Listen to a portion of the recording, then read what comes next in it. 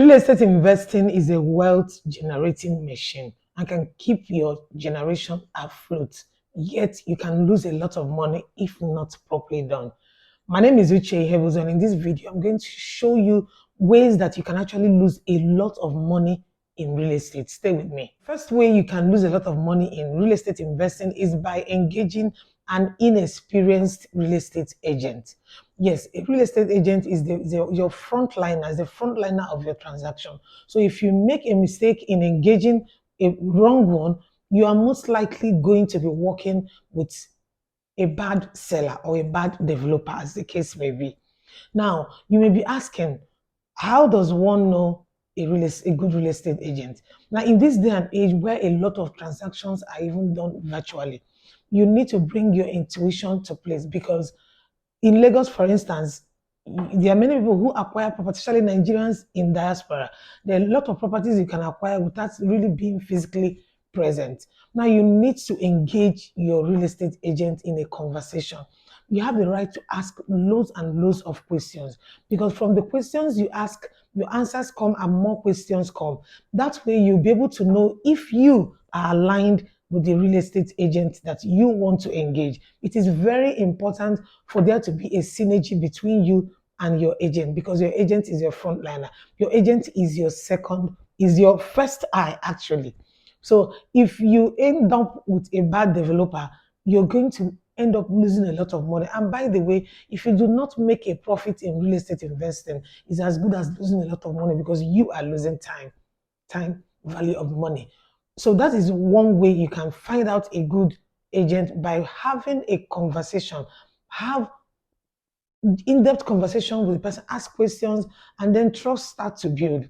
One reason why an agent may also lead you to a bad developer, if the agent puts his or her fees or commission before your interest.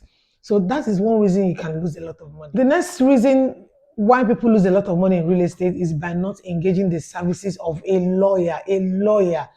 Now, I am a real estate agent. I am not a lawyer. There are many people who acquire properties, especially in Lagos, and they do not care to engage lawyers to verify their documentation.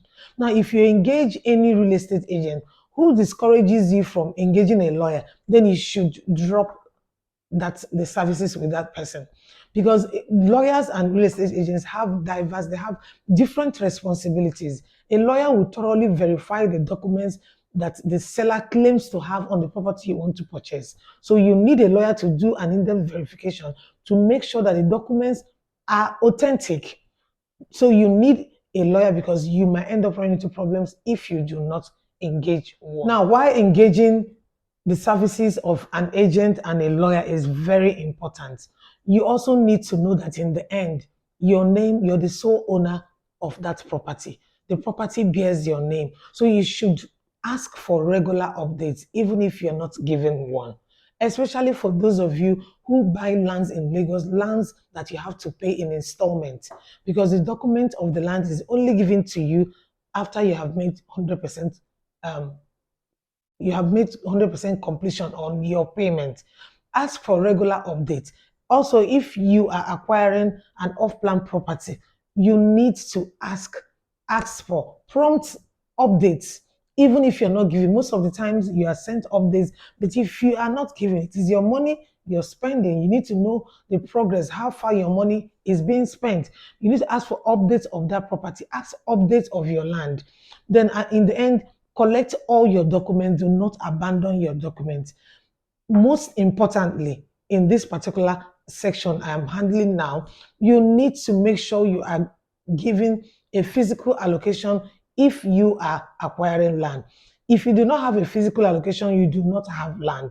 Get your physical allocation. Physical allocation means you see your survey in paper and you see your boundaries, physically. You do not have to be present for that. You can send a rep to do that for you. So you get your allocation, you get your documents, and you prompt regular updates to check.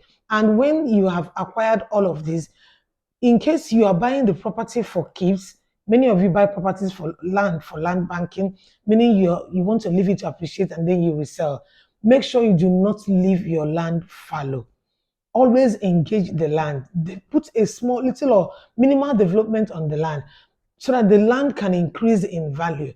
And also, that way the land can be protected if you have bought the land from a family and not from and not within an estate that is protected, right? Now, the next way you can lose money, which actually should be the first reason, is by not attaching a goal to your investment.